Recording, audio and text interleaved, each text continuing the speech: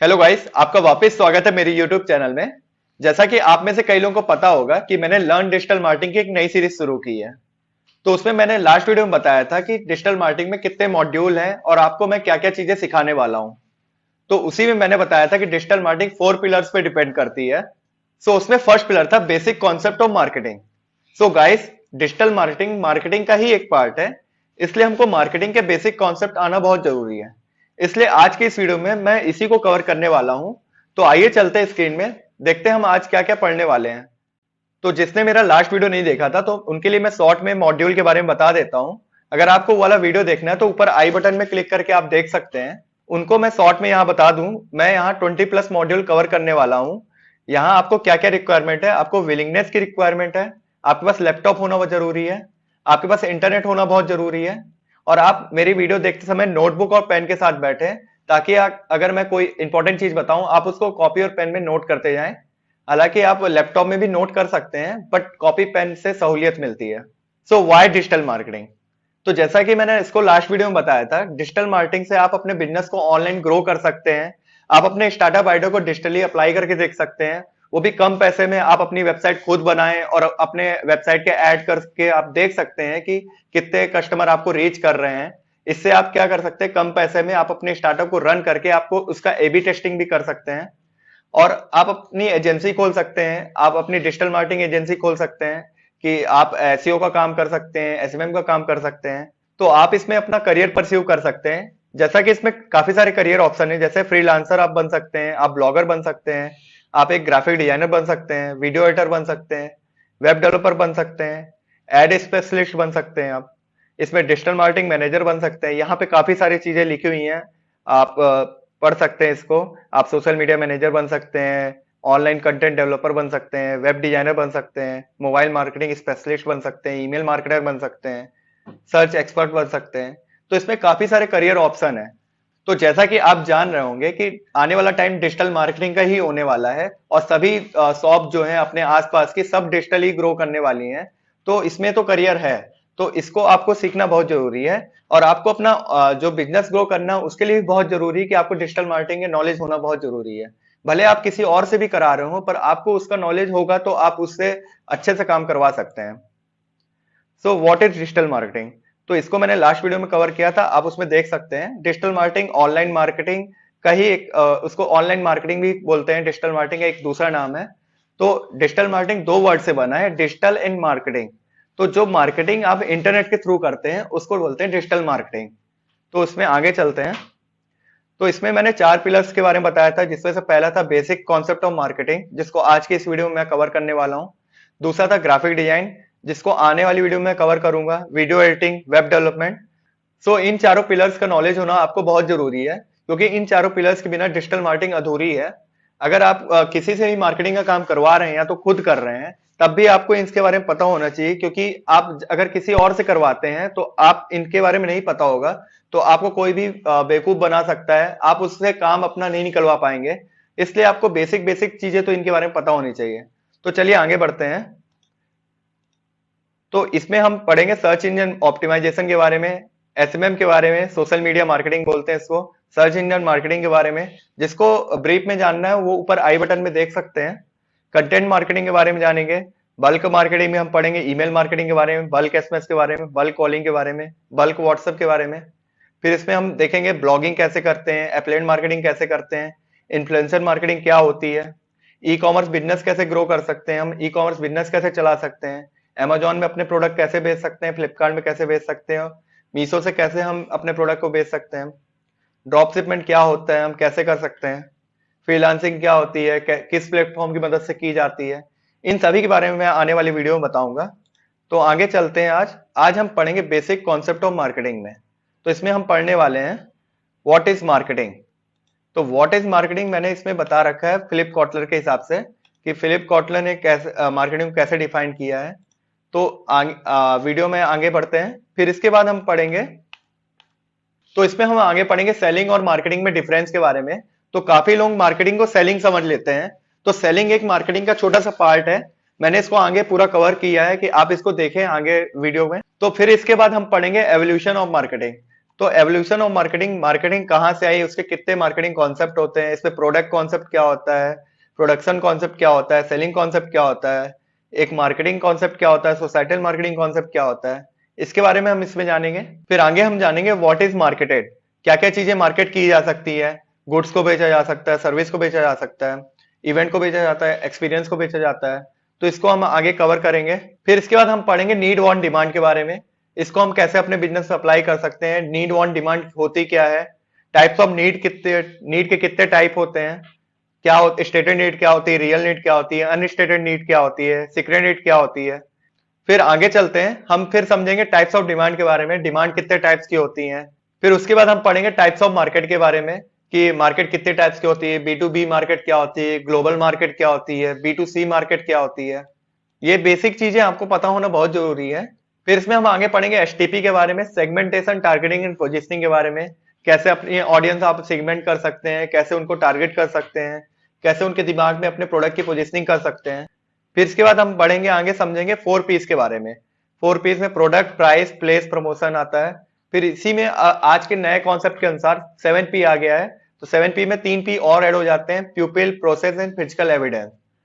तो इसमें हम आगे पढ़ेंगे प्रोडक्ट मिक्स के बारे में कि प्रोडक्ट लाइन क्या होती है, प्रोडक्ट विड्थ क्या होती है, लेंथ क्या होती है, डेप्थ क्या होती है, और कंसिस्टेंसी किसको बोलते हैं। तो जैसा कि इसमें आईटीसी का एग्जांपल आप देख रहे हैं, तो मैंने वीडियो के अंदर एमआई का एग्जांपल लिया है, तो आप इसको रिलेट कर सकते हैं। तो हम आगे पढ़ेंगे प्रोडक्ट लाइफ साइकिल के बारे में।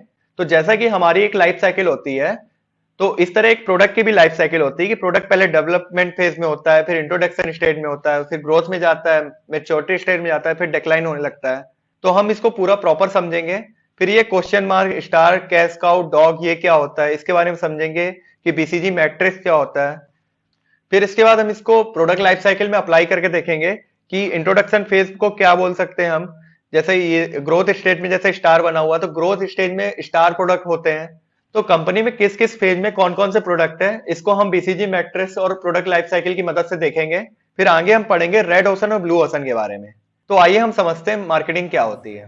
तो मार्केटिंग वर्ड लेते ही हमारे दिमाग में सबसे पहले 2 वर्ड जरूर आते हैं। पहला चीज सेल्स एंड एडवर्टाइजमेंट। तो सबसे पहले मैं आपको क्लियर कर दूं कि मार्केटिंग का मतलब सिर्फ सेल्स एंड एडवर्टाइजमेंट नहीं होता। मार्केटिंग एक बहुत बड़ी प्रोसेस है जिसको हम इस डेफिनेशन समझेंगे जो कि फिलिप कॉटलर की बुक से ली गई है। तो पहले तो आपको पता ही होगा फिलिप कॉटलर कौन है, अगर नहीं पता तो मैं बता देता हूँ। फिलिप कॉटलर एक मार्केटिंग के बहुत बड़े गुरु हैं जिनकी बुक है marketing management by Philip Kotler. अगर आपको मार्केटिंग के बारे में अच्छे से पढ़ना है तो आप उससे पढ़ सकते हैं। तो वापस आते हैं पॉइंट में, डेफिनेशन में। Marketing is the art and science of choosing target market and getting, keeping and growing customers through creating, communicating, delivering super customer value. तो इस डिफिनेशन से आपको अगर नहीं समझ आया तो मैं इसको आसान भाषा में एक एग्जांपल समझाता हूं। तो हम एग्जांपल लेंगे अमेजॉन का। तो जेफ बेजोस ने क्या किया, पहले मार्केट की नीड को समझा। मार्केट की नीड क्या थी, उन्होंने उस टाइम देखा कि जो आपने जानते ही होंगे अमेजॉन में पहले बुक सेल होती थी, क्योंकि पूरी टारगेट मार्केट के लिए नहीं था, वो सिर्फ बुक के लिए था, बुक सेलिंग के लिए ही बनाई गई थी वो वेबसाइट। तो पहले उन्होंने क्या किया, मार्केट में देखा कि कई प्रकार की बुक कई दुकानों में नहीं मिलती थी। किसी दुकान में कोई बुक मिल रही है, किसी दुकान में कोई और बुक मिल रही है। तो उन्होंने क्या किया, सबसे पहले एक वेबसाइट क्रिएट की जिसमें उन्होंने तरह तरह की बुक को लिस्ट किया। ठीक है, फिर उन्होंने क्या जब किया, ये वेबसाइट उन्होंने क्रिएट की तो फिर उसको मार्केट में उन्होंने कम्युनिकेट किया, एडवर्टाइज किया, लोगों तक अपनी वेबसाइट को पहुंचाया, बैनर के माध्यम से, एड के माध्यम से, कि मेरी इस वेबसाइट में हर प्रकार की बुक अवेलेबल है, आपको अगर कोई बुक लेनी है तो मेरी वेबसाइट से आप ले सकते हैं। ठीक है, और उन्होंने कुछ ना कुछ ऑफर दिए होंगे। ठीक है, तो जब कम्युनिकेट किया तो कस्टमर ने उनकी वेबसाइट से ऑर्डर किया। जब उन्होंने ऑर्डर किया तो उसको उन्होंने डिलीवर किया, उस ऑर्डर को बाय टाइम से डिलीवर किया। और अभी भी आप देखते हैं कितने कम टाइम में अमेजॉन प्रोडक्ट घर में आ जाते हैं। तो पहले उन्होंने वेबसाइट क्रिएट की, ठीक है, फिर उसको कम्युनिकेट किया एड के माध्यम से, बैनर के माध्यम से, ऑफलाइन ऑनलाइन दोनों माध्यम से। फिर क्या किया, डिलीवर किया, क्या प्रोडक्ट डिलीवर किया। फिर इसके बाद कस्टमर को वैल्यू मिले इसलिए कस्टमर का फीडबैक लिया। अगर कस्टमर को नहीं पसंद आती तो कस्टमर रिटर्न भी कर सकता है। उन्होंने एक ऑप्शन दिया जिससे उन्होंने कस्टमर को एक सुपीरियर कस्टमर वैल्यू प्रोवाइड की। तो उन्होंने ये चारों प्रोसेस को पहले क्रिएट किया, कम्युनिकेट किया, फिर डिलीवर किया, फिर कस्टमर को सेटिस्फाइड किया। ये जो होल प्रोसेस उन्होंने दोहराई, इसको बोलते हैं मार्केटिंग। ठीक है, इससे क्या हुआ, उन्होंने एक मार्केट जो चूज की थी उसमें उन्होंने गेटिंग की, कस्टमर की, कीपिंग की, keeping in the sense repeatability, customer की रिपीटेबिलिटी, कस्टमर उनके पास आए, ठीक है, और आते गए।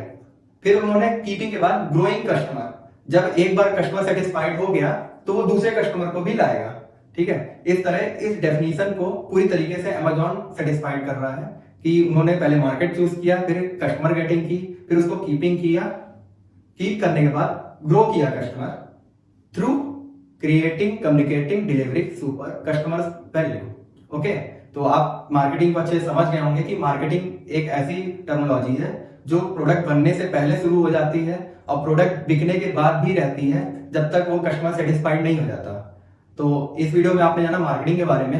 नेक्स्ट वीडियो में हम बात करेंगे difference between sales and marketing. इस वीडियो में हम जानेंगे difference between advertising, marketing and selling के बारे में। तो वीडियो स्टार्ट करने से पहले मैं आपको एक चीज़ बता दूं कि एडवर्टाइजमेंट एंड सेलिंग दोनों मार्केटिंग के ही पार्ट हैं।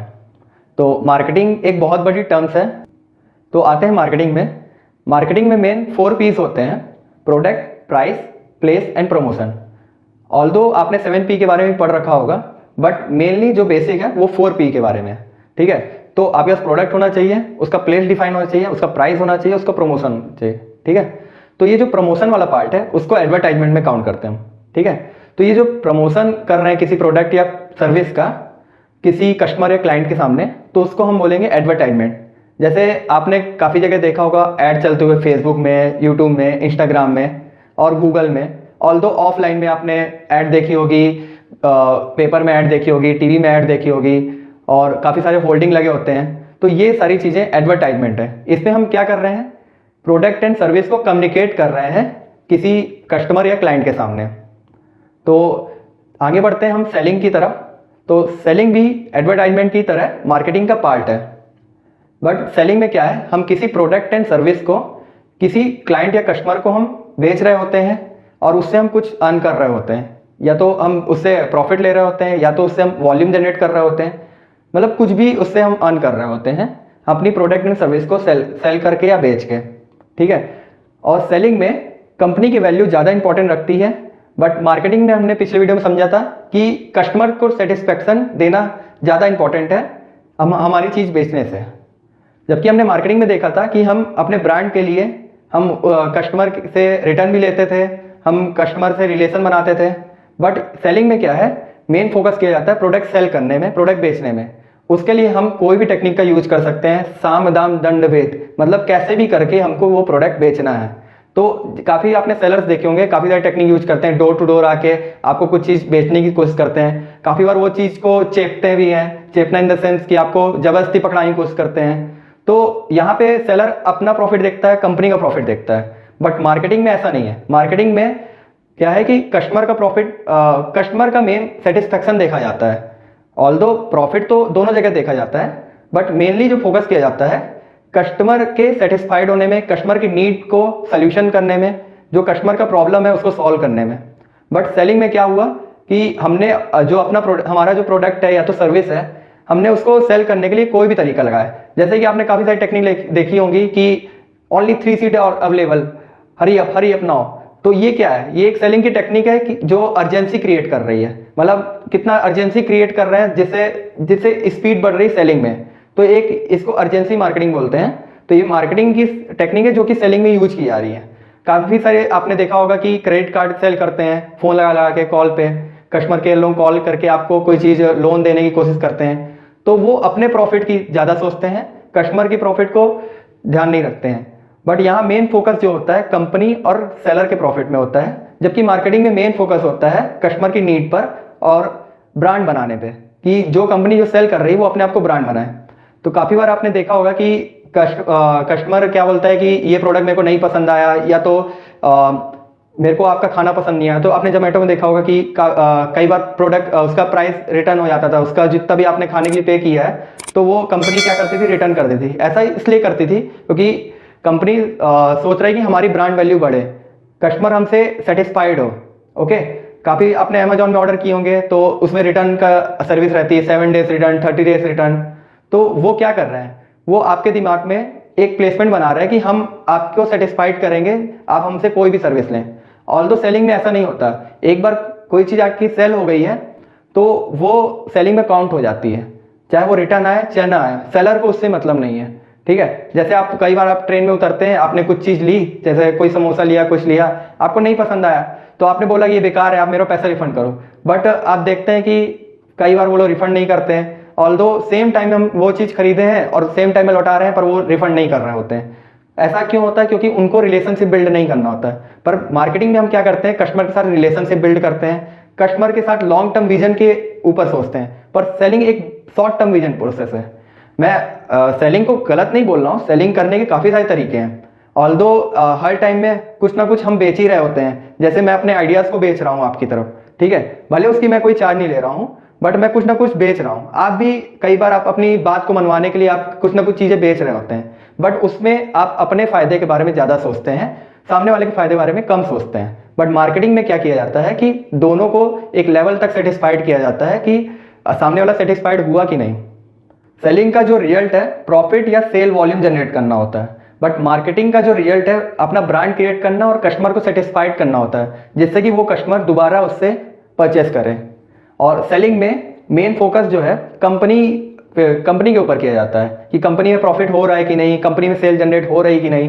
बट यहाँ मार्केटिंग में क्या है, मेन फोकस कस्टमर को सेटिस्फाइड करने में, कस्टमर को वैल्यू प्रोवाइड करने में, कस्टमर के जो प्रॉब्लम है उसको सॉल्व करने में किया जाता है। जैसे कई बार आपने भी देखा होगा कि कोई कंपनी है, उसका कस्टमर नाराज हो गया तो ट्विटर में ट्वीट कर देता है या तो यूट्यूब में पोस्ट कर देता है कि मैं इससे नाराज हूँ, तो वो कंपनी क्या करती है, जल्द से जल्द उससे अपना प्रोडक्ट मंगाती है, उसको पैसा रिफंड करती है। जैसे कई बार आपने देखा होगा कि सैमसंग के फोन ब्लास्ट हो रहे हैं, आईफोन एमआई के फोन ब्लास्ट हो रहे हैं, तो क्या होता है कि कंपनी तुरंत उनसे अपने फ़ोन वापस मंगाती है, उसका पैसा रिफंड करती है, प्लस उससे रीजन जानती है कैसे क्या हुआ।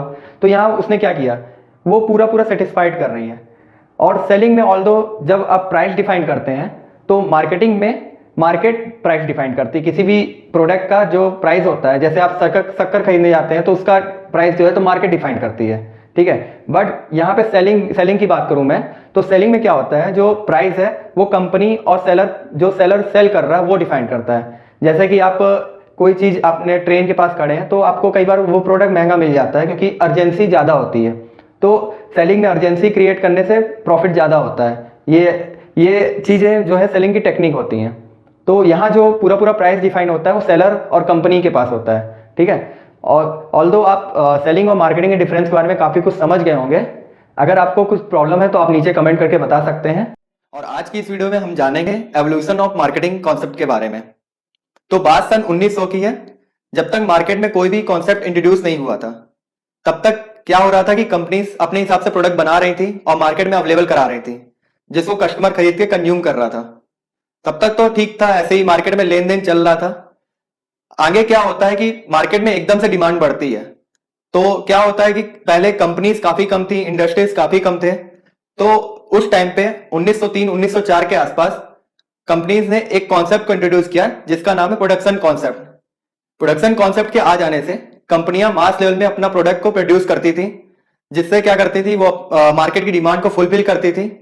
उस टाइम वो दिन में 3-3 शिफ्ट में काम करने लगे और अपने प्रोडक्ट की कॉस्ट, उससे क्या हुआ कि उनके प्रोडक्ट की कॉस्ट काफी कम हो गई। आपने देखा होगा चाइनीज कंपनियां ऐसे ही कॉन्सेप्ट का यूज आज भी कर रही हैं। वो अपने प्रोडक्ट को मास लेवल में प्रोड्यूस करती हैं और काफी कम दाम में मार्केट में अवेलेबल कराती हैं। एक अच्छा एग्जांपल इसमें पार्ले जी का हो सकता है। पार्ले जी एक ऐसी कंपनी है जो मास लेवल में अपना प्रोडक्ट प्रोड्यूस करती है और इजिली आप तक पहुंचाती है। उनका प्रोडक्ट काफी कॉस्ट इफेक्टिव होता है। प्रोडक्शन कॉन्सेप्ट के आ जाने से क्या हो रहा था कि कंपनियां अपने प्रोडक्ट को काफी ज्यादा क्वांटिटीज में प्रोड्यूस कर रही थी, जिससे कि उसकी प्रोडक्ट की क्वालिटी कम हो गई। तो उस टाइम तक क्या हुआ था कि कंपनियां और इंडस्ट्री काफी बढ़ चुकी थी और मार्केट में कंपटीशन भी काफी हो गया था और काफी सारे प्रोडक्ट अवेलेबल हो गए थे, बट कस्टमर को अच्छे प्रोडक्ट अवेलेबल नहीं हो रहे थे। तब मार्केट में एक और कॉन्सेप्ट की जरूरत लगी, तब आया प्रोडक्ट कॉन्सेप्ट। प्रोडक्ट कॉन्सेप्ट में क्या होता था, कंपनियां अच्छा से अच्छा प्रोडक्ट बनाने की कोशिश करती थी और अपने प्रोडक्ट को बेस्ट बनाने की कोशिश करती थी। जैसा कि आज के टाइम पे आप जानते हो आईफोन है, BMW कार है, देखते होंगे कि BMW कार ऐसे डिजाइन की गई है कि लोग उसके लिए कितना ही पे करने को रेडी होते हैं। आईफोन के मोबाइल, उसके लिए लोग 1 लाख रुपए तक पे करने को रेडी होते हैं। तो ऐसा क्यों होता है? क्योंकि उनकी प्रोडक्ट की क्वालिटी काफी अच्छी होती है। तो ये सब प्रोडक्शन कॉन्सेप्ट के एग्जाम्पल है। तो जब ये प्रोडक्शन कॉन्सेप्ट चल रहा था, तब देखा गया कि आप प्रोडक्ट की क्वालिटी तो काफी अच्छी बना ले रहे हैं, पर वहां पे लोगों को प्रोडक्ट का मायोपिया हो जाता था, मतलब प्रोडक्ट का भ्रम हो जाता था। इसको मैं आने वाली वीडियो में कवर करूंगा, मार्केटिंग मायोपिया क्या होता है, प्रोडक्ट मायोपिया क्या होता है। अभी हम चलते हैं कॉन्सेप्ट के ऊपर। तो प्रोडक्शन कॉन्सेप्ट से क्या हुआ कि उसकी प्राइस काफी कम हो गई थी प्रोडक्ट की, और प्रोडक्ट कॉन्सेप्ट आ जाने से मार्केट में अच्छा प्रोडक्ट भी अवेलेबल हो रहा था।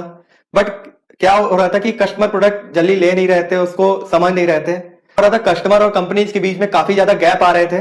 तो इसको फुलफिल करने के लिए मार्केट में एक और कॉन्सेप्ट की जरूरत लगी, जो कि 1930-1940 के बीच में इंट्रोड्यूस किया गया, जिसको सेलिंग कॉन्सेप्ट के से हम जानते हैं। उस टाइम पे क्या होता था कि लोग अपने प्रोडक्ट को इंट्रोड्यूस करते थे कस्टमर के सामने, चाहे तो डोर टू डोर जाके, कॉल पे, कैसे भी करके उसको कस्टमर को अपने प्रोडक्ट को बेचना होता था उनका काम। तो आपने लास्ट वीडियो में देखा होगा कि सेलिंग में कोई भी टेक्निक का यूज करके हमको प्रोडक्ट बेचना हमारा टारगेट होता है। तो इसमें क्या होता था कि कंपनी को ज्यादा ध्यान में रखा जाता है और सेलर को ज्यादा ध्यान में रखा जाता है, कस्टमर की नीड पर ज्यादा फोकस नहीं किया जाता। तब एक मार्केट में एमएलएम नाम की चीज इंट्रोड्यूस हुई, मल्टी लेवल मार्केटिंग, जिसको आज हम चैन मार्केटिंग के नाम से भी जानते हैं। ये उसी टाइम पे इंट्रोड्यूस की गई थी सेलिंग कॉन्सेप्ट के अंतर्गत। तो इसमें क्या होता था कि जैसे एमबे हो गई, जैसे टपरवेयर हो गई, ये सब कंपनियां एमएलएम का यूज करके जैसे आज भी प्रोडक्ट सेल कर रही हैं। तो वो सेलर अपने भेजती थी और प्रोडक्ट डोर टू डोर जाके सेल करते थे लोग, और उसके प्रोडक्ट के फायदे के बारे में गिनवाते थे, क्योंकि वो चाहते थे कि वो प्रोडक्ट किसी भी तरह सेल हो जाए। तो सेलिंग कॉन्सेप्ट में क्या होता है कि कस्टमर के फायदे के बारे में ज्यादा नहीं सोचा जाता, कस्टमर की नीड को नहीं देखा जाता है, सेलर और कंपनी के फायदे के बारे में यहां सोचा जाता है कि उसको प्रॉफिट हो रहा है कि नहीं, उसका प्रोडक्ट सेल हो रहा है कि नहीं। तब मार्केट में एक और नीड आई कि कस्टमर की नीड फुलफिल नहीं हो रही है, कस्टमर की प्रॉब्लम सॉल्व नहीं हो रही है। तब 1950 में एक और कॉन्सेप्ट का जन्म होता है, जिसका नाम है मार्केटिंग कॉन्सेप्ट। मार्केटिंग कॉन्सेप्ट में क्या हुआ कि कस्टमर की नीड को समझा गया, कस्टमर के प्रॉब्लम को समझा गया, उसकी डिमांड को आइडेंटिफाई करके प्रोडक्ट डिजाइन किया गया कि ऐसा प्रोडक्ट जो उसके प्रॉब्लम सॉल्व कर सके, कस्टमर को सेटिस्फाइड कर सके। जैसे कि आप देख रहे होंगे अमेजॉन ने क्या किया। अमेजॉन जब स्टार्टिंग में आया था वो सिर्फ बुक सेल करता था। तो उन्होंने देखा कि हर दुकान में हर तरीके की बुक अवेलेबल नहीं है, किसी दुकान में कुछ और बुक मिल रही है, किसी दुकान में कुछ और बुक मिल रही है। तो उसने क्या किया, एक मार्केट प्लेस बनाया और उसमें सभी बुक को लिस्ट किया और वहां से कस्टमर को सेल किया। और जो भी कस्टमर को दिक्कत आ रही थी कि प्रोडक्ट रिटर्न नहीं हो रहा, प्रोडक्ट गलत तो नहीं पहुंचा, सभी चीजों को क्वेरी सॉल्व करते हुए कस्टमर को सेटिस्फाइड किया। तो यहाँ पे देखा हमने कि कस्टमर को पूरी तरीके से सेटिस्फाइड करने का काम किया जा रहा था। तो तब एक नई चीज को इंट्रोड्यूस किया गया, जिसको मार्केट प्लेस के नाम से जानते हैं। जैसे कि जोमेटो, स्विगी, अमेजॉन, ये सब मार्केट प्लेस है। तो इसमें क्या होता है, एक साइड सेलर होता है और एक साइड कंज्यूमर होता है, कंज्यूमर या बायर। तो उन दोनों को मीट कराने का काम मार्केट प्लेस करता है और दोनों की नीड को सेटिस्फाइड करता है। जैसे कि यूट्यूब भी एक मार्केट प्लेस है, इसमें जैसे कि कंटेंट क्रिएटर कंटेंट क्रिएट करते हैं और कुछ कंटेंट कंज्यूम करते हैं, तो उन दोनों को मीट करा रहा है। ये भी गूगल के द्वारा बनाया गया एक मार्केट प्लेस है। तो काफी कुछ सब सही चल रहा था मार्केटिंग कॉन्सेप्ट में, बट यहाँ सोसाइटी की एक नीड को फुलफिल नहीं किया जा रहा था, कुछ सोसाइटी की नीड छूट जा रही थी। तो तब एक नए कॉन्सेप्ट को इंट्रोड्यूस किया गया, सोसाइटल मार्केटिंग कॉन्सेप्ट। क्या होता था कि कंपनियां, इंडस्ट्रियां अपने प्रोडक्ट को बनाने के लिए काफी सारा सोसाइटी का लॉस कर रही थी। जैसे वो इंडस्ट्री बनाने के लिए काफी सारा लैंड ऑक्यूपाई कर रही थी, काफी सारे पेड़ पौधे काटे जा रहे थे। तो आप जानते हैं जैसे कि अब जो टाटा कभी भी इंडस्ट्री लगाता है कहीं भी, तो उसके बाद काफी सारा प्लांटेशन करता है आस पड़ोस के एरिया में, काफी सारा वर्क करता है उस एरिया के लिए। और इवन दो वो अपने कंपनी का 66% प्रॉफिट वो टाटा ट्रस्ट में देता है, जो कि फिलैंथ्रोपी लोगों को काम आता है। तो यहाँ पे क्या हुआ कि कंपनियां सोसाइटी की नीड को फोकस करती हैं। जैसे कि जब सोसाइटी मार्केटिंग कॉन्सेप्ट आया तो काफी इंडस्ट्रियों ने कुछ डोनेट को प्रमोट किया कि हम चाइल्ड एजुकेशन में प्रमोट कर रहे हैं, हम गर्ल्स एजुकेशन को प्रमोट कर रहे हैं। जैसा कि आपने निहार शांति आंवला का एड देखा होगा, तो उसमें क्या विद्या बालन लास्ट एड में क्या बोलती हैं कि आप निहार शांति आंवला का तेल खरीदेंगे तो उससे क्या होगा कि आपका जो पैसा है कुछ हिस्सा उसका एजुकेशन की ओर लगाया जाएगा। आज सिर्फ मुझे दे खूबसूरत बाल, बल्कि इसके लाभ का 5% जाए इनकी शिक्षा की ओर। ऐसे क्लासमेट करता है। सेम टेक्निक काफी सारी इंडस्ट्रियां यूज करती हैं। जैसे नेस्ले ने एड चलाई थी बीच में, एक गर्ल अपने बाल को काटती है, बोलती है मैं बॉयज बन के, आपको मैं ये एड प्ले करके दिखा दूंगा। बोला तू स्कूल नहीं जा सकती, स्कूल से भैया जाएगा, इसलिए मैंने सोच लिया है कि मैं भी भैया जैसे बाल काट के भैया जैसे कपड़े भी तो उसमें क्या होता है कि वो फोकस कर रहे हैं गर्ल्स एजुकेशन के ऊपर, तो उसको प्रमोट करके अपने प्रोडक्ट को सेल करती हैं, ताकि जब आप कोई प्रोडक्ट कंज्यूम करने जाएं या तो खरीदने जाएं तो आपके दिमाग में आए कि ये प्रोडक्ट हमको खरीदना चाहिए क्योंकि इससे मेरी सोसाइटी को भी फायदा हो रहा है। आई होप आप इस वीडियो से काफी कुछ समझ गए होंगे मार्केटिंग कॉन्सेप्ट के बारे में, और मैं आने वाली वीडियो में होलिस्टिक मार्केटिंग कॉन्सेप्ट के बारे में बताऊंगा, जिसमें ये सभी कॉन्सेप्ट एक साथ हो जाते हैं और नए चीजें इंट्रोड्यूस होती हैं, इंटीग्रेटेड मार्केटिंग, रिलेशन मार्केटिंग। उसके लिए मैं एक अलग वीडियो बनाऊंगा। और आज की इस वीडियो में हम बात करेंगे व्हाट इज मार्केटेड, क्या क्या चीजें मार्केट की जा सकती हैं, क्या क्या चीजें बेची जा सकती हैं। तो इसमें पहला है गुड्स। तो गुड्स आपने देखा होगा, जैसे जितने भी फिजिकल प्रोडक्ट हैं सब गुड्स के अंतर्गत आते हैं। शुगर हो गया, चाय पत्ती हो गई, शैम्पू हो गया, डिटर्जेंट हो गया, ये सभी चीजें फिजिकल जितनी भी चीजें आप देख रहे हैं सब गुड्स के अंदर होती हैं। ये सब मार्केट की जाती हैं, सेल की जाती हैं। सेकंड है सर्विस। सर्विस को आपने देखा होगा मार्केट किया जाता है। जैसे प्लम्बर क्या करता है, नल ठीक करता है, तो उसको क्या कर रहा है, सर्विस सेल कर रहा है। अर्बन क्लैप क्या कर रहा है, सर्विस मार्केट कर रहा है। ओला उबर सर्विस मार्केट कर रही हैं। और यहाँ पे आपने देखा होगा काफी सारे मार्केटर मार्केटिंग की सर्विस देते हैं। डॉक्टर क्या करता है, मरीज को सर्विस देता है। तो ये लोग क्या कर रहे हैं, सर्विस सेल कर रहे हैं, सर्विस मार्केट कर रहे हैं। तीसरा है इवेंट। इवेंट आपने देखा होगा काफी सारे सेमिनार्स होते हैं, उनकी टिकट सेल होती हैं, तो इवेंट को मार्केट किया जाता है। ओलंपिक को मार्केट किया जाता है। ओलंपिक एक इवेंट है, काफी सारे प्रोग्राम्स होते हैं, उनको पूरा चलाया जाता है, उसको मार्केट किया जाता है। आपने DID लिटिल मास्टर देखा होगा, डांस प्लस देखा होगा, ये सब क्या है, इवेंट है जिनको मार्केट किया जा रहा है। फोर्थ है यहाँ पे एक्सपीरियंस। तो आपने देखा होगा आप कभी गेम पार्लर जाते हैं तो आपको कुछ एक्सपीरियंस मिलता है उधर से, तो आप उसके बदले कुछ पे करते हैं, तो वहाँ क्या किया जा रहा है, वहाँ एक्सपीरियंस को मार्केट किया जा रहा है। आप मूवी देखने गए तो मूवी देखने में आपको कुछ एक्सपीरियंस मिला, तो वहाँ पे आप थिएटर को कुछ पे करते हैं, तो वहाँ पे आप एक्सपीरियंस के बदले कुछ ना कुछ पे करते हैं। आपने पबजी गेम्स वगैरह देखे होंगे, तो उनमें क्या किया जा रहा है, वहाँ पे एक्सपीरियंस को मार्केट किया जा रहा है। आप कोई मेला जाते हैं, मेला में झूला झूलते हैं, तो वहाँ भी एक्सपीरियंस ही मार्केट हो रहा है। पांचवा पॉइंट है पर्सन। तो आपने देखा होगा नरेंद्र मोदी एक पर्सन है, उनको मार्केट किया गया है कि वो हमारे देश में कुछ क्रांतिकारी बदलाव लाएंगे। तो एक एलॉन मस्क है, वो भी एक पर्सन है, उनको मार्केट किया गया है। काफी सारी कंपनियां अपने स्पोक पर्सन को मार्केट करती हैं। आपने देखा होगा यूट्यूबर क्या करते हैं, अपने आप को मार्केट करते हैं, जैसे भुवन बम है, जैसे विवेक बिंद्रा है, वो अपने आप को मार्केट करते हैं और काफी सारी कंपनियां उनको मार्केट करती हैं। तो यहाँ पे क्या हो रहा है, पर्सन को मार्केट किया जा रहा है। छठवां पॉइंट है प्लेस।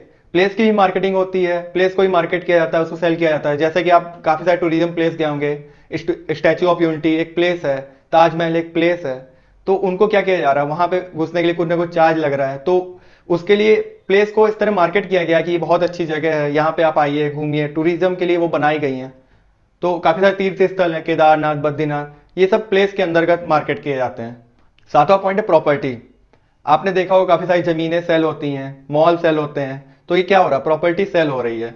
और आपने देखा होगा कि काफी सारे अपने जगह को रेंट पे देते हैं, तो वो क्या कर रहे हैं, प्रॉपर्टी से कुछ अर्न कर रहे हैं। तो यहाँ पे क्या हो रहा है, प्रॉपर्टी को मार्केट किया जा रहा है। कोई अच्छी जगह है जिसमें जैसे शहर के बीचों बीच जगह है, तो उसका ज्यादा रेट होता है क्योंकि वहां पे ज्यादा मार्केटिंग की गई है उसकी। आठवां पॉइंट है ऑर्गेनाइजेशन। जैसे आपने देखा होगा काफी सारे NGO हैं, तो नॉन प्रॉफिट ऑर्गेनाइजेशन है जो अपने आप को मार्केट करते हैं। जैसे उड़ान हो गया, गूंज हो गया, उससे क्या होता है, उनको ज्यादा से ज्यादा लोग जानते हैं, उनके NGO में डोनेट करते हैं, उनको प्रमोट करते हैं। जैसे आपने देखा यूनिवर्सिटीज, कॉलेज, स्कूल, ये सब ऑर्गेनाइजेशन है जिसको ये लोग मार्केट करते हैं। उससे क्या होता है, उनके ज्यादा से ज्यादा स्टूडेंट होता है, उनकी ऑर्गेनाइजेशन को रन करते हैं वो। तो यहाँ पे क्या हो रहा है कि ऑर्गेनाइजेशन को मार्केट किया जा रहा है। अब इसमें नौवां है इंफॉर्मेशन। आपने देखा होगा इंफॉर्मेशन को मार्केट किया जाता है। काफी सारे देश जो है आपस में इंफॉर्मेशन को एक्सचेंज करते हैं। जैसे काफी सारी टेक्नोलॉजी है, जैसे किसी ने मिसाइल बनाई है, उसकी टेक्नोलॉजी को शेयर करने के लिए काफी सारा अमाउंट पे करना पड़ता है, एक कंट्री से दूसरे कंट्री में वो टेक्नोलॉजी शेयर होती है। काफी सारे पेटेंट है, ये सब इंफॉर्मेशन है। कोई ट्रिक्स है जो आपने किसी यूट्यूब में डाली है, तो ये क्या कर रहे हैं, आप अपनी इंफॉर्मेशन को मार्केट कर रहे हैं। मैं जो कर रहा हूँ, अपनी मेरी इंफॉर्मेशन को मैं मार्केट कर रहा हूँ। टीचर क्या करता है, स्टूडेंट पढ़ाता है, वो अपनी इंफॉर्मेशन को मार्केट कर रहा है। 10वां पॉइंट है आइडिया। आपने देखा होगा काफी सारे स्टार्टअप के आइडिया सेल होते हैं, उसमें काफी सारे इन्वेस्टर इन्वेस्ट करते हैं, VC होता है इन्वेस्ट करता है, काफी सारे इंडियन इन्वेस्टर उस आइडिया में इन्वेस्ट करते हैं। तो यहाँ पे क्या हो रहा है, आइडिया पे इन्वेस्ट किया जा रहा है। जैसे आपने सुना होगा पीटर थिल, वो काफी सारे स्टार्टअप आइडिया में इन्वेस्ट करते हैं। आपने अंकुर वारिकू का नाम सुना होगा, वो क्या है, एंजल इन्वेस्टर है, वो आइडिया में इन्वेस्ट करते हैं। तो आपने देखा कि किन किन चीजों को मार्केट किया जा सकता है। यहाँ पे मेनली 10 ही मेन पॉइंट है जिसको मार्केट किया जा सकता है, इसके अंतर्गत सभी चीजें आती हैं। तो इसमें किसी का एक डाउट आया था कि आर्टिस्ट एंड एडिटर किस में आएंगे। तो दोस्तों आर्टिस्ट एंड एडिटर दोनों सर्विस प्रोवाइड करते हैं, इसलिए दोनों सर्विस के अंतर्गत आएंगे। तो आगे बढ़ते हैं इस सीरीज में। तो आज हम जानेंगे what is market and types of markets के बारे में। पुराने जमाने में क्या होता था कि मार्केट को एक फिजिकल प्लेस माना जाता था जहां बायर और सेलर आपस में लेन देन करते थे। बट आज की डेफिनेशन के हिसाब से market is a place in which buyer and seller meet directly और indirectly where they can transact. आज के समय में मार्केट को मार्केट प्लेस के नाम से भी जाना जाता है। जैसा कि आप जानते होंगे अमेजॉन एक मार्केट प्लेस है जहां बायर और सेलर आपस में मीट करते हैं इनडायरेक्टली, और अमेजॉन इसको मीट कराने का काम करता है। तो ये अमेजॉन एक मार्केट है, या तो इसको हम मार्केट प्लेस भी कह सकते हैं। तो आपने जाना कि मार्केट क्या होती है। आगे हम जानेंगे टाइप्स ऑफ मार्केट्स के बारे में, मार्केट के कितने प्रकार होते हैं। तो मार्केट्स के मेनली 4 टाइप्स होते हैं, जिसमें से पहला है कंज्यूमर मार्केट, जिसको हम B2C मार्केट या बिजनेस टू कस्टमर मार्केट के नाम से भी जानते हैं। तो इसमें क्या होता है, डायरेक्ट कंज्यूमर या कस्टमर किसी प्रोडक्ट को सेलर से खरीदता है, तब इसको B2C मार्केट बोलते हैं। जैसा कि आप अमेजॉन में कोई प्रोडक्ट मंगाते हैं अपने यूज करने के लिए, आप किसी मार्केट में जाते हैं कोई प्रोडक्ट खरीदते हैं अपने यूज करने के लिए, अपने घर के लिए, तो उसको B2C मार्केट कहेंगे। इसमें अगला है बिजनेस मार्केट। तो बिजनेस, जिसको हम B2B मार्केट के नाम से भी जानते हैं, बिजनेस टू बिजनेस। जैसे काफी सारे बिजनेस आपस में डील करते हैं, काफी सारी सर्विस सेल करते हैं। तो जैसे आपने देखा होगा डिजिटल मार्केटिंग की सर्विस काफी सारे बिजनेस लेते हैं, तो उसको B2B मार्केट कहेंगे। आप कोई होलसेलर से कोई प्रोडक्ट लाते हैं किसी और को बेचने के लिए, तो भी उसको B2B बोलेंगे कि आप बिजनेस टू बिजनेस डील कर रहे हैं। तो इसमें तीसरा है ग्लोबल मार्केट।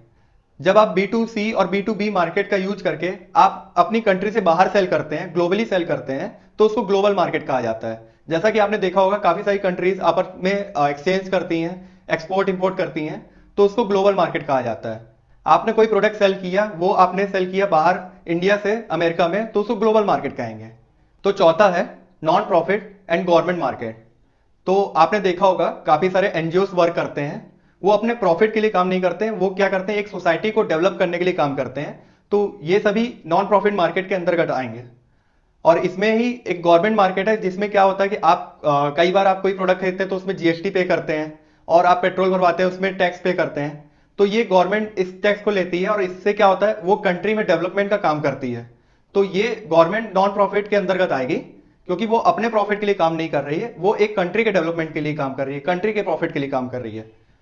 तो आई होप आप टाइप्स ऑफ मार्केट्स के बारे में समझ गए होंगे। अगर आपको कोई डाउट है तो नीचे कमेंट करके बता सकते हैं। हेलो गाइस, आज का जो हमारा टॉपिक है काफी सिंपल भी है और काफी लोगों के लिए कंफ्यूजिंग भी है। आज हम बात करेंगे नीड, वांट, डिमांड के बारे में। तो मेरा नाम है आलोक बसानी। चलिए इस वीडियो को शुरू करते हैं। तो what is need? Need basic human requirement को बोलते हैं। इसमें बेसिक नीड्स भी आती हैं, रोटी, कपड़ा, मकान। तो आपको खाने के लिए कुछ चाहिए जिससे आप अपनी भूख मिटा सकें, आपको रहने के लिए घर चाहिए, आपको यहाँ आने जाने के लिए कोई एक साधन चाहिए जिससे आप कम समय में उधर पहुंच सकें, आपका चेहरा फट रहा है, आपको कुछ चाहिए लुब्रिकेंट कि आप उसमें क्रीम लगा लें या तो ऑयल लगा लें, तो आपका नीड यहाँ पे कोई लुब्रिकेंट है जिससे आप अपने चेहरे को फटने से बचा सकें। तो ये आपकी नीड है। जब यहाँ आप कोई प्रोडक्ट को स्पेसिफाई कर देते हैं, आपका चेहरा फट रहा है तो आपको ऑयल लगाना है, आपको क्रीम लगाना है, आपको कोई प्रोडक्ट की कंपनी क्रीम लगाना है, आपको फेयर एंड लवली लगाना है, आपको बोरोप्लस लगाना है, तो ये आपकी वांट में चली जाती है। तो आपको यहां से वहां जाना है, तो आप उसके लिए बाइसिकल का भी यूज कर सकते हैं, आप उसके लिए कार का भी यूज कर सकते हैं। बट ये आपकी वांट है कि आप किससे जाना चाहते हैं। जब आप उसके लिए पे कर सकते हैं, आप उस कार को खरीद सकते हैं, आप उस साइकिल को खरीद सकते हैं, और आप खरीदना चाहते हैं, आप विलिंगनेस टू पे भी हैं, तो वो आपकी डिमांड बन जाती है। बट अगर आपकी कोई वांट डिमांड में नहीं कन्वर्ट हो पाती, तो वो डिजायर बन के रह जाती है। आप कोई कार खरीदना चाहते हैं, आप मर्सिडीज खरीदना चाहते हैं, बट आपके पास पैसा नहीं है, आप खरीद नहीं पा रहे हैं, तो वो आपका डिजायर बन के रह जाता है। तो आपने यहां समझा नीड क्या है। आपको क्रीम की जरूरत है, या तो आपको कोई लुब्रिकेंट की जरूरत है जिससे आप अपने चेहरा फटने से बचा सकें, बट आप बोरोप्लस की क्रीम को लेना पसंद करते हैं, तो वो आपकी वांट है। जब आप उसके लिए पे कर देते हैं तो वो आपकी डिमांड बन जाती है।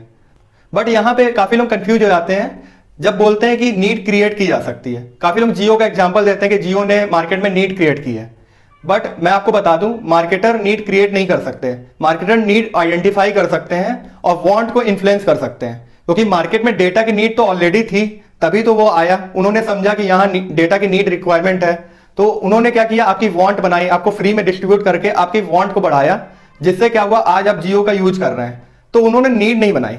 मार्केटर नीड नहीं बना सकते हैं। नीड पहले से होती है, बेसिक रिक्वायरमेंट पहले से रहती हैं, उसको फुलफिल करने के लिए वो अपने प्रोडक्ट को आइडेंटिफाई करके, उस नीड को आइडेंटिफाई करके अपना प्रोडक्ट बनाते हैं, जिसको वो वांट में आपकी वांट क्रिएट करते हैं, आपको ऐड दिखाते हैं जिससे आपको इच्छा होती है वो चीज खरीदने की।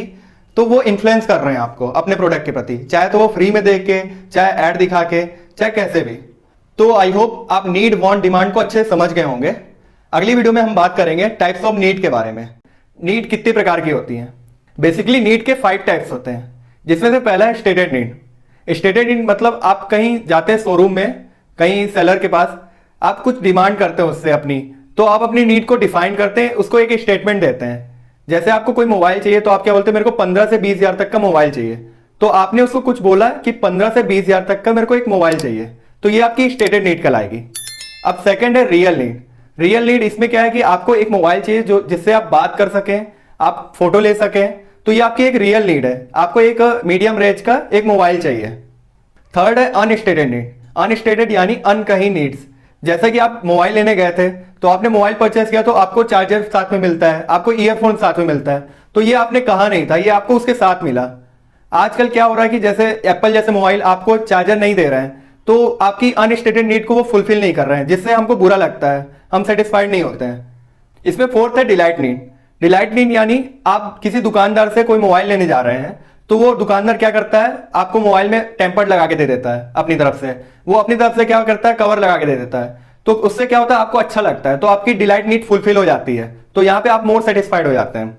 सो इसमें फिफ्थ है सीक्रेट नीड। सीक्रेट नीड यानी कुछ छुपी हुई नीड्स। जैसे आपका मोबाइल दिखने में अट्रैक्टिव होना चाहिए, आप उसको कहीं पोस्ट करते हैं तो उसमें लाइक आने चाहिए, आपके मोबाइल में दिखने में अच्छा दिखना चाहिए वो, तो ये आपकी छुपी हुई नीड है जो आप डिफाइन नहीं करते पर आपके कहीं ना कहीं माइंड में रहती हैं। तो आपने जाना ये 5 टाइप्स नीड के बारे में। आप कभी भी कोई प्रोडक्ट लेते हैं, अगर ये 5 नीड फुलफिल होती हैं तो आप एक सेटिस्फाइड कस्टमर बन जाते हैं। इससे क्या होता है कि आपकी रिपीटेबिलिटी बढ़ती है उस दुकान में, उस मार्केट प्लेस में। सो आई होप आपको 5 नीड्स के बारे में समझ में आ गया होगा। आपको कुछ प्रॉब्लम है तो आप नीचे मुझको कमेंट करके बता सकते हैं। और अगला वीडियो है टाइप्स ऑफ डिमांड के बारे में। डिमांड कितने प्रकार की होती है? तो बेसिकली डिमांड 8 टाइप्स की होती हैं, जिसमें से पहला है निगेटिव डिमांड।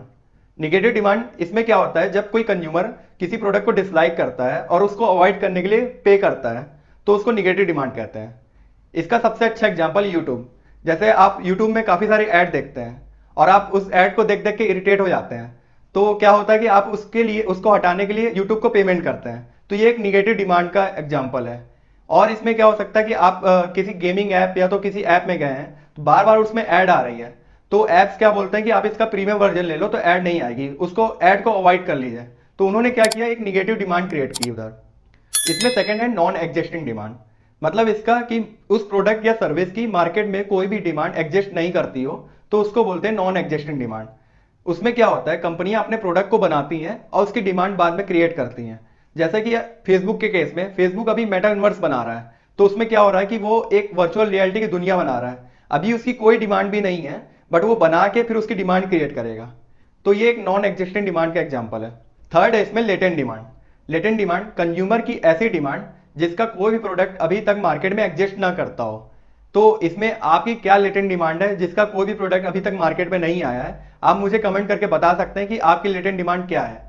वैसे इसमें एक एग्जांपल यही दे सकते हैं कि जब कोरोना आया था तो उसकी कोई भी एक वैक्सीन या दवाई एग्जिस्ट नहीं करती थी मार्केट में, पर उसकी डिमांड मार्केट में थी कि वैक्सीन चाहिए, उसकी दवाई चाहिए। तो वो क्या था, लेटेंट डिमांड का एक एग्जाम्पल था कि डिमांड पहले क्रिएट हो गई पर उसकी प्रोडक्ट कोई अवेलेबिलिटी ना हो। अभी जैसे पॉल्यूशन के ऊपर बहुत सारे प्रोडक्ट आने चाहिए, आज भी लगता है कि पॉल्यूशन को कंट्रोल करने के लिए बहुत सारे प्रोडक्ट एग्जिस्ट नहीं करते मार्केट में, तो ये एक लेटेंट डिमांड का एग्जांपल है। इसमें फोर्थ है इररेगुलर डिमांड। इररेगुलर डिमांड माने जब किसी प्रोडक्ट की डिमांड समय के साथ घटती बढ़ती रहती है, तो उसको इररेगुलर डिमांड कहते हैं। जैसे कोई सीजनल प्रोडक्ट, जैसे आप जैकेट, ठंडियों के समय बहुत बिकता है जैकेट, पर गर्मियों के समय उसकी कोई भी डिमांड नहीं होती, तो ये एक इररेगुलर डिमांड का एक एग्जांपल है। इसमें फिफ्थ है डिक्लाइन डिमांड। डिक्लाइन डिमांड यानी किसी प्रोडक्ट की डिमांड समय के साथ घटती जा रही है और खत्म होती जा रही है। इसमें हम बोल सकते हैं कि कीपैड वाले मोबाइल पहले बहुत ज्यादा डिमांडिंग रहते थे, आज की डेट में वो धीरे धीरे कम होते जा रहे हैं और धीरे धीरे खत्म होते जा रहे हैं, तो हम इसको डिक्लाइन डिमांड कह सकते हैं। इसमें सिक्स्थ है फुल डिमांड। फुल डिमांड जब किसी प्रोडक्ट की मार्केट में बहुत डिमांड हो और उसको बहुत लोग लेना चाहते हो, और जैसा कि आपने देखा होगा अमेजोन में काफी सारे प्रोडक्ट 2 या 4 दिन में ऑटो स्टॉक हो जाते हैं। तो उसको क्या है कि उसको बहुत सारे लोग परचेस करना चाहते हैं। जैसे एमआई की वॉच हो गई, एमआई की वॉच लॉन्च करते ही 5-6 दिन 8 दिन तक चलती है, फिर ऑटो स्टॉक हो जाती है। तो ये फुल डिमांड का एक एग्जाम्पल है।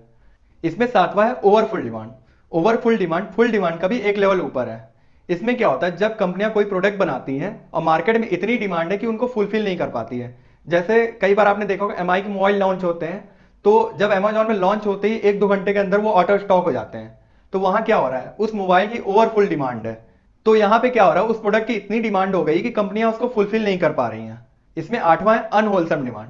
अनहोलसम डिमांड मतलब कंज्यूमर की ऐसी डिमांड जो सोसाइटी के पसंद की ना हो, सोसाइटी उसको पसंद नहीं करती है। जैसे अल्कोहल, अल्कोहल क्या होता है, कंज्यूमर की डिमांड है पर सोसाइटी उसको पसंद नहीं करती है। सिगरेट किसका अच्छा एग्जाम्पल है। तो ये सब अनहोलसम डिमांड के एग्जाम्पल हैं। तो आई होप आप टाइप्स ऑफ डिमांड के बारे में समझ गए होंगे। अगर आपको कोई डाउट है तो नीचे कमेंट करके मुझको बता सकते हैं। आज हम बात करेंगे सेगमेंटेशन, टारगेटिंग एंड पोजीशनिंग के बारे में। इसको हम एसटीपी मॉडल के नाम से भी जानते हैं। तो ये एक प्रोडक्ट की मार्केटिंग में बहुत इंपॉर्टेंट रोल प्ले करता है। तो जब मार्केटर मार्केट को कस्टमर की पसंद नापसंद, एज, जेंडर, एरिया, बिहेवियर और भी बहुत कुछ इसके बेस में छोटे छोटे ग्रुप में डिवाइड करते हैं, तो इसको बोलते हैं सेगमेंटेशन। एग्जाम्पल के लिए जैसे कि हॉर्लिक्स के कई सारे प्रोडक्ट आते हैं। एक आता है जूनियर हॉर्लिक्स जो कि बच्चों को ध्यान में रख के बनाया गया है। एक आता है मदर हॉर्लिक्स जो कि वुमेन को टारगेट किया जाता है। एक प्रोटीन हॉर्लिक्स आता है जो कि यंग ऑडियंस को टारगेट किया जाता है। आगे चलते हैं टारगेटिंग की तरफ। टारगेटिंग क्या होती है, तो जब मार्केट को छोटे छोटे सेगमेंट या छोटे छोटे ग्रुप में डिवाइड कर लिया जाता है, तो अब उन ग्रुप्स को अलग से उनके लिए एड डिजाइन की जाती है, उनको मार्केट किया जाता है अलग से और अपने प्रोडक्ट को इंट्रोड्यूस किया जाता है उनके सामने। तो इसको बोलते हैं टारगेटिंग। उन ग्रुप्स तक अपने प्रोडक्ट को मार्केट करना, उनको इंट्रोड्यूस करना। इसमें क्या होता है, जैसे आपने हॉर्लिक्स में देखा जूनियर हॉर्लिक्स की एड अलग से उनके लिए डिजाइन की गई।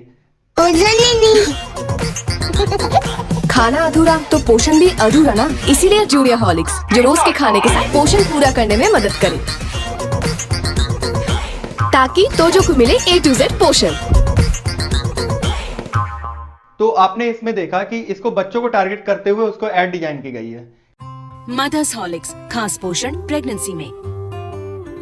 प्रेगनेंसी के दौरान 60% तक ज्यादा न्यूट्रिएंट्स की जरूरत होती है, इसलिए मदर्स हॉर्लिक्स में है 25 वाइटल न्यूट्रिएंट्स, DHA जो मदद करे ब्रेन डेवलपमेंट में और प्रोटीन हेल्दी बर्थ वेट के लिए। आज ही अपने गायनेकोलॉजिस्ट से बात करें। और इस सेकंड वाली एड में मदर को टारगेट करते हुए एड डिजाइन की गई है। तो ये इसको बोलते हैं टारगेटिंग। आगे समझते हैं पोजीशनिंग क्या होती है। पोजीशनिंग का सीधा सा मतलब है कस्टमर के दिमाग में उस ब्रांड की क्या इमेज है, कस्टमर उस ब्रांड के बारे में क्या सोचता है। जैसा कि मैं एक एग्जांपल ये बताता हूं, डर के आगे जीत है, तो सबसे पहले आपके दिमाग में क्या आता है, माउंटेन ड्यू। तो डर सबको लगता है, गला सबका सूखता है, पर डर से डरोगे तो कुछ बड़ा कैसे करोगे। तो ड्यू उठाओ और डर को पी जाओ।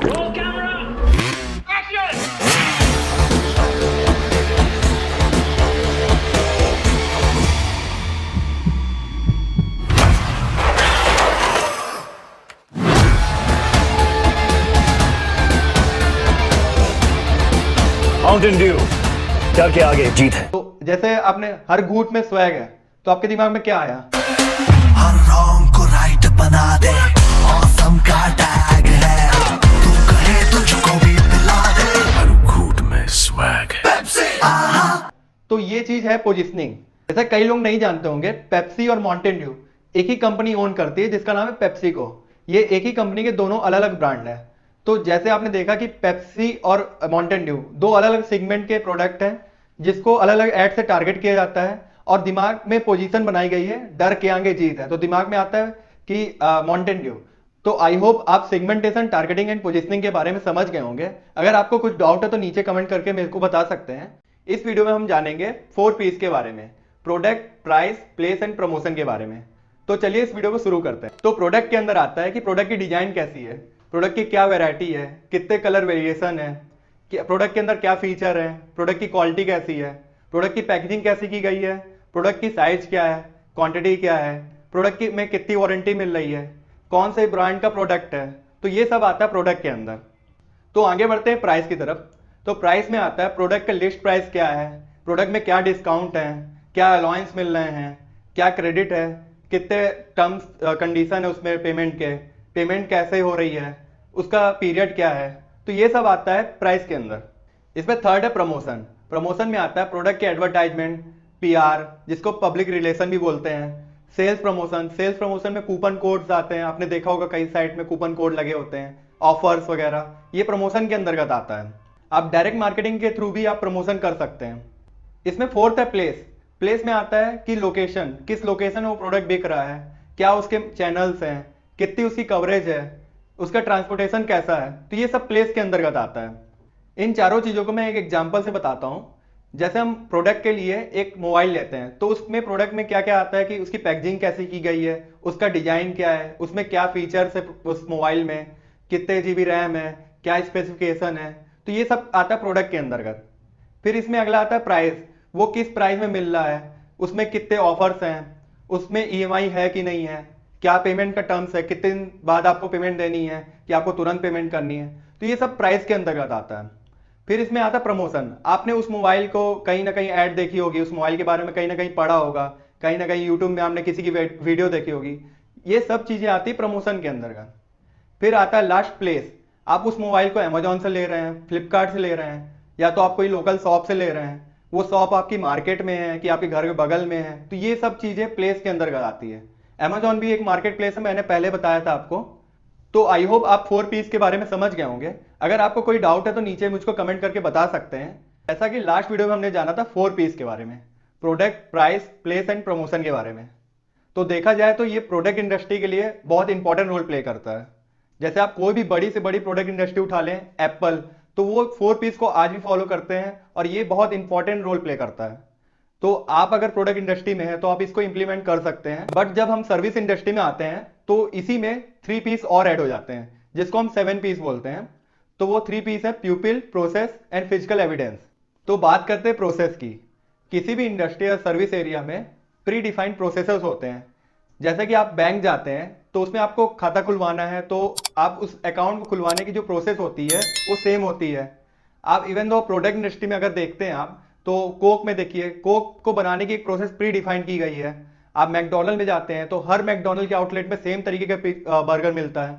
तो ये क्या है, उनकी प्रोसेस पहले से डिफाइन है। तो यही हम बात करते हैं प्यूपिल की। प्यूपिल सर्विस इंडस्ट्री में बहुत इंपॉर्टेंट रोल प्ले करते हैं। जैसे कि आप कभी बैंक में गए हैं तो वहां पे उनके स्टाफ हैं, आपके साथ कैसा बिहेव करते हैं, ये सब आता है प्यूपिल के अंतर्गत। आप कहीं सर्विस दे रहे हैं तो कितने आपके स्किल वर्कर हैं, उससे क्या होती है, आपकी सर्विस की क्वालिटी बढ़ जाती है।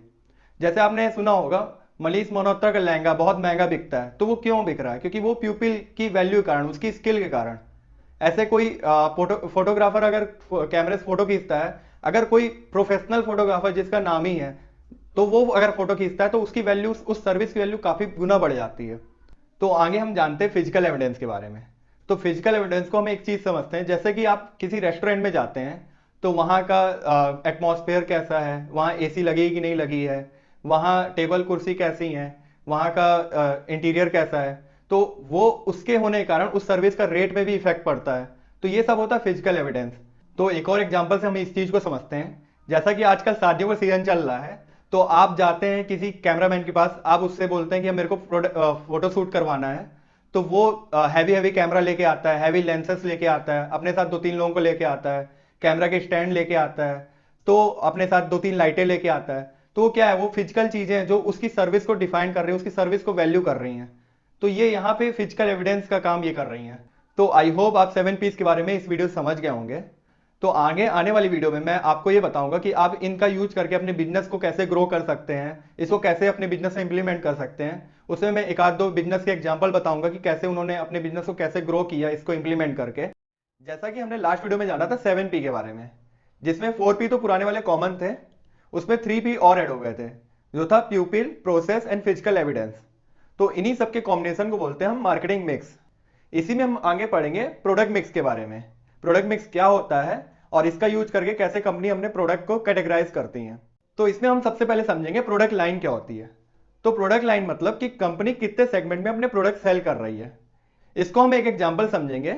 यहाँ पे मैं ले रहा हूँ MI का एग्जांपल। तो MI क्या करती है, स्मार्टफोन सेल करती है, तो वो एक इसकी प्रोडक्ट लाइन हो गई। वो क्या करती है, स्मार्ट प्रोडक्ट भी सेल करती है, तो वो उसकी एक प्रोडक्ट लाइन हो गई। वो पावर बैंक भी सेल करती है, तो एक प्रोडक्ट लाइन उसकी ये भी हो गई। उसकी 4 प्रोडक्ट लाइन है कि वो ईयरफोन बनाती है, तो वो उसकी एक प्रोडक्ट लाइन हो गई। इसी में हम आगे बढ़ते हैं और समझते हैं प्रोडक्ट विड्थ क्या होती है। तो प्रोडक्ट विथ माने क्या होता है कि कंपनी के पास कितनी नंबर ऑफ प्रोडक्ट लाइनें हैं, वो कितनी प्रोडक्ट लाइनों में काम कर रही हैं, उसकी रेंज क्या है। तो यहां पे आप देख रहे होंगे कि जैसे मैंने एमआई में 4 प्रोडक्ट लाइन दिखाई है तो उसकी विथ कितनी होगी 4। तो ऐसे ही किसी कंपनी अगर 8 सेगमेंट में काम कर रही है, उसकी 8 प्रोडक्ट लाइन है तो उसकी विथ होगी 8। इसी में हम आगे समझते हैं कि प्रोडक्ट लेंथ क्या होती है। तो प्रोडक्ट लेंथ का मतलब है कि कंपनी में कितनी प्रोडक्ट सब लाइनें हैं। इसको हम एक एग्जांपल समझते हैं, जैसे कि एमआई की स्मार्टफोन की एक प्रोडक्ट लाइन हो गई, उसके अंदर भी उसकी सब प्रोडक्ट लाइनें होती हैं। जैसे कि वो नोट सीरीज के स्मार्टफोन बनाती है, वो ए सीरीज के स्मार्टफोन बनाती है, वो पोको सीरीज के स्मार्टफोन बनाती है। तो इन्हीं सबको मिला के बनती है प्रोडक्ट लेंथ। आगे हम समझेंगे प्रोडक्ट डेप्थ क्या होती है। तो प्रोडक्ट डेप्थ का मतलब होता है कि प्रोडक्ट के कितने वेरिएशन है। जैसे हम यहाँ नोट सीरीज में देख रहे हैं कि नोट 9 आता है, नोट 7 आता है, नोट 8 आता है, फिर उसमें भी 6GB रैम के प्रोडक्ट आते हैं, उसमें 4GB रैम के प्रोडक्ट आते हैं, कुछ हाई रेंज आते हैं, कुछ लोअर रेंज आते हैं। तो ये क्या है, ये प्रोडक्ट वेरिएशन में आता है, तो इसको बोलेंगे प्रोडक्ट डेप्थ। तो आगे हम चलते हैं, समझते हैं कंसिस्टेंसी क्या होती है। तो कंसिस्टेंसी का इधर मतलब है कि जब कंपनी नई प्रोडक्ट लाइन लॉन्च कर रही होती है तो वो पुरानी प्रोडक्ट लाइन से वो कितना सिमिलर है, तो इसको बोलेंगे कंसिस्टेंसी। तो इसमें कंपनी को अपना डिस्ट्रीब्यूशन नेटवर्क का ध्यान रखना पड़ता है, उसकी ब्रांड इमेज को ध्यान रखना पड़ता है, उनको पुराने कस्टमर देखने पड़ते हैं, कैसे उनके पुराने कस्टमर हैं। तो यहां हम इसको एक एग्जांपल समझेंगे। जैसे एमआई अगर कोई नया पावर बैंक लॉन्च करती है तो उसको अपनी पुराने प्रोडक्ट को भी देखना पड़ेगा, कैसे उसके पुराने प्रोडक्ट हैं। अगर हम यही उल्टा समझते हैं कि एमआई अगर कोई डेयरी प्रोडक्ट लॉन्च करता है या तो कोई पिज्जा या बर्गर लॉन्च करता है तो हमको उसकी ब्रांड वैल्यू नहीं समझ में आएगी। तो आई होप आप प्रोडक्ट मिक्स के बारे में इस वीडियो समझ गए होंगे। अगर आपको कोई डाउट है तो नीचे मुझको कमेंट करके बता सकते हैं। आने वाली वीडियो में मैं आपको बताऊंगा कि एफएमसीजी कंपनियां अपने प्रोडक्ट कैसे कैटेगराइज करती हैं, क्यों वो अपने प्रोडक्ट अलग अलग ब्रांड के नाम से लॉन्च करती हैं। जैसे आईटीसी है तो उसने अब आशीर्वाद आटा भी बेचती है, वो सिगरेट भी बेचती है, तो वो अपने प्रोडक्ट कैसे कैटेगराइज कर रहे हैं। ऐसे पेप्सी है तो पेप्सी को कंपनी क्या पेप्सी बेचती है, मिरिंडा ही बेचती है, माउंटेन ड्यू भी बेचती है। तो ऐसा वो क्यों कर रही हैं कि अलग अलग ब्रांड के नाम से वो अपनी कोल्ड ड्रिंक बेच रही हैं। आज के इस वीडियो में मैं बात करने वाला हूं प्रोडक्ट लाइफ साइकिल के बारे में। जैसे हमारी और आपकी एक लाइफ साइकिल होती है, पहले हम जन्म लेते हैं, फिर जीते हैं, फिर मर जाते हैं, उस तरह एक प्रोडक्ट की भी लाइफ साइकिल होती है। तो इसी चीज को हम एक ग्राफ से समझेंगे। तो product life cycle graph sales और टाइम पे डिपेंड करता है। जैसा कि आप स्क्रीन में देख पा रहे होंगे, यहां मैंने वाई एक्सेस में लिया सेल्स को और एक्स एक्सेस में लिया टाइम को। तो जब कोई कंपनी अपना प्रोडक्ट लॉन्च करती है तो वो पहले प्रोडक्ट इंट्रोडक्शन फेज में रहता है। यहां पे कोई भी कंपनी अपने प्रोडक्ट के बारे में पहले मार्केट को इंट्रोड्यूस करती है, उसकी अवेयरनेस फैलाती है।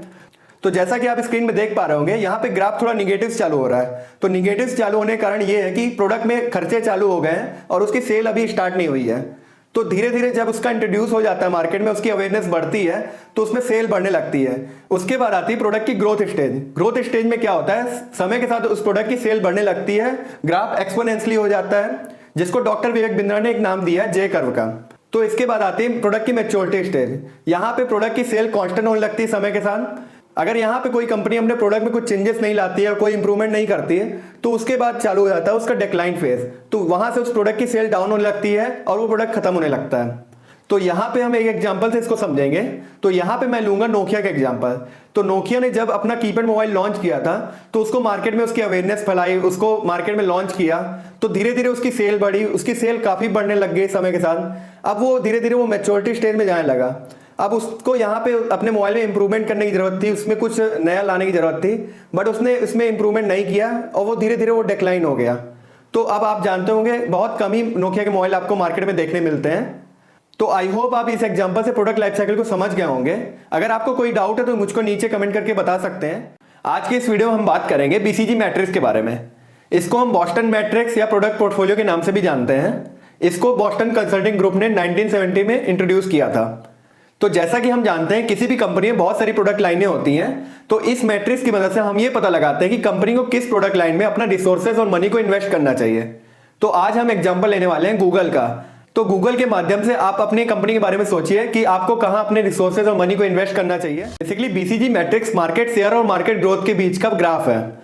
तो इसको हम 4 भागों में डिवाइड करते हैं और एक साइड में लेते हैं मार्केट ग्रोथ को और एक साइड में लेंगे मार्केट शेयर को। तो आप देख पा रहे होंगे पहला है स्टार प्रोडक्ट। इसको हम स्टार प्रोडक्ट इसलिए बोलते हैं कि इसका मार्केट में शेयर भी काफी हाई होता है और इसका मार्केट में ग्रोथ भी हाई होता है। तो गूगल में यूट्यूब ऐसा प्रोडक्ट है जिसका मार्केट का ग्रोथ भी काफी हाई है और मार्केट का शेयर भी काफी हाई है। तो यहां कंपनियों को इन्वेस्टमेंट करनी चाहिए, यहां रिसोर्स लगाने चाहिए और इसमें रिसर्च करना चाहिए, इसको और ग्रो करना चाहिए। तो इसमें अगला है क्वेश्चन मार्क प्रोडक्ट। तो आप क्वेश्चन मार्क प्रोडक्ट में आप देख पा रहे होंगे यहाँ पे मार्केट का शेयर काफी कम है बट मार्केट में ग्रोथ काफी हाई है। तो गूगल पे एक ऐसा प्रोडक्ट है गूगल का जिसका मार्केट में ग्रोथ काफी आई है। तो आने वाला टाइम ऑनलाइन पेमेंट का ही होने वाला है। तो मार्केट में तो ग्रोथ है बट अभी उसका मार्केट में शेयर काफी कम है। तो यहाँ क्वेश्चन मार्क प्रोडक्ट में कंपनी को और अपने रिसोर्सेज लगाने चाहिए और उसको मार्केट में उसकी अवेयरनेस बढ़ानी चाहिए। बट यहाँ क्वेश्चन मार्क प्रोडक्ट में एक प्रॉब्लम है, क्वेश्चन मार्क प्रोडक्ट यहाँ से कहीं भी जा सकता है। वो एक स्टार प्रोडक्ट भी बन सकता है, वो एक डॉग प्रोडक्ट भी बन सकता है, मतलब उसको वो डिक्लाइन स्टेज में भी जा सकता है। तो यहाँ पे कंपनी को बहुत संभाल के पैसा खर्च करना चाहिए और उसमें देखना चाहिए क्या उसमें चेंजेस ला सकते हैं वो। तो अगला है कैश काउ। तो आप यहाँ पे देख पा रहे हो कैश काउ में क्या है, मार्केट का ग्रोथ काफी कम हो गई है बट मार्केट शेयर अभी भी उसका हाई है। तो यहाँ पे हम समझते हैं गूगल के प्रोडक्ट से, गूगल का एडवर्ड और क्रोम गूगल के ये कैश काउ है क्योंकि गूगल क्रोम का मार्केट शेयर अभी भी बहुत हाई है पर यहाँ मार्केट की ग्रोथ काफी कम हो चुकी है। बट यहाँ से गूगल क्या करती है, यहाँ से बहुत सारा पैसा बनाती है। तो यहाँ किसी भी कंपनी को अपने कैश काउ प्रोडक्ट से पैसा निकाल के अपने स्टार प्रोडक्ट और क्वेश्चन मार्क प्रोडक्ट में इन्वेस्ट करना चाहिए। तो यहाँ फोर्थ है डॉग प्रोडक्ट। तो आप डॉग प्रोडक्ट में देख पा रहे होंगे इसका मार्केट में शेयर काफी कम है और मार्केट में ग्रोथ भी काफी कम हो गई है। तो गूगल का एक प्रोडक्ट है गूगल प्लस, तो इसका मार्केट में शेयर भी काफी कम है और मार्केट की ग्रोथ भी काफी कम है। तो ऐसे प्रोडक्ट को मार्केट से हटा देना चाहिए या तो ऐसे प्रोडक्ट में ध्यान नहीं देना चाहिए और इन्वेस्ट नहीं करना चाहिए। तो आप आइडेंटिफाई कीजिए आपकी कंपनी में क्या डॉग प्रोडक्ट है। तो आई होप आप इस एग्जांपल से बीसीजी मैट्रिक्स को समझ गए होंगे।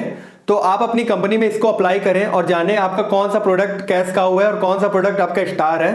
तो आप कैश काउ वाले प्रोडक्ट से पैसा निकाल के आप स्टार और क्वेश्चन मार्क में इन्वेस्ट करें और अपने डॉग प्रोडक्ट को अपनी कंपनी से हटा दें। तो यहाँ पे मैं आपको एक असाइनमेंट दे रहा हूं, आप मुझको बताइए कि प्रोडक्ट लाइफ साइकिल में ये चारों प्रोडक्ट किस किस फेज में आएंगे। तो अगर आपको कोई डाउट है मुझको नीचे कमेंट करके आप बता सकते हैं। आज की इस वीडियो में हम बात करेंगे ब्लू ओशन और रेड ओशन स्ट्रेटेजी के बारे में, इसको कैसे आप अपने बिजनेस में अप्लाई कर सकते हैं। तो आइए सबसे पहले समझते हैं रेड ओशन क्या होता है। तो रेड ओशन यानी जिस प्रोडक्ट या सर्विस को आप सेल कर रहे हैं उस प्रोडक्ट सर्विस को और भी लोग सेल करते हैं। उससे क्या होता है, मार्केट में कंपटीशन काफी बढ़ जाता है और कंपटीशन बढ़ने से उस प्रोडक्ट या सर्विस का दाम गिरने लगता है। इससे क्या होता है, सेलर्स आपस में कॉम्पिटिट करने लगते हैं, अपने प्रोडक्ट या सर्विस के दाम गिराने लगते हैं और क्या होता है कि उससे कंज्यूमर को बेनिफिट होता है और सेलर को काफी लॉस होता है। मार्केट पूरा रेड हो जाता है और मार्केट में लॉस होने लगता है। ऐसी इंडस्ट्री में आप अपना प्रोडक्ट लॉन्च करते हैं तो आपको भी काफी ज्यादा लॉस होगा। तो इसी चीज से बचने के लिए लोग ब्लू ओशन स्ट्रेटेजी का यूज करते हैं। तो इसमें क्या होता है कि आपके पास मार्केट में कोई ना कोई कॉम्पिटिटिव एडवांटेज होती है, आपके प्रोडक्ट या सर्विस में कोई ना कोई यूनिकनेस होती है जिससे आप उस कंपटीशन से बाहर आ जाते हैं और आप रेड ओशन की बजाय ब्लू ओशन में तैरने लगते हैं। तो जैसा कि एप्पल केस में एप्पल की ब्रांड वैल्यू के कारण और उसके प्रोडक्ट की क्वालिटी और यूनिकनेस के कारण वो मार्केट से कॉम्पिटिटिव एडवांटेज ले पाता है और उसकी इस स्ट्रेटेजी की मदद से उसके प्रोडक्ट आज भी सबसे ज्यादा सेल होते हैं और वो मोबाइल इंडस्ट्री में सबसे टॉप में आता है। तो ब्लू ओशन स्ट्रेटेजी की मदद से आप मार्केट में मोनोपोली क्रिएट कर सकते हैं और अपने प्रोडक्ट की प्राइस अपने अनुसार डिफाइन कर सकते हैं।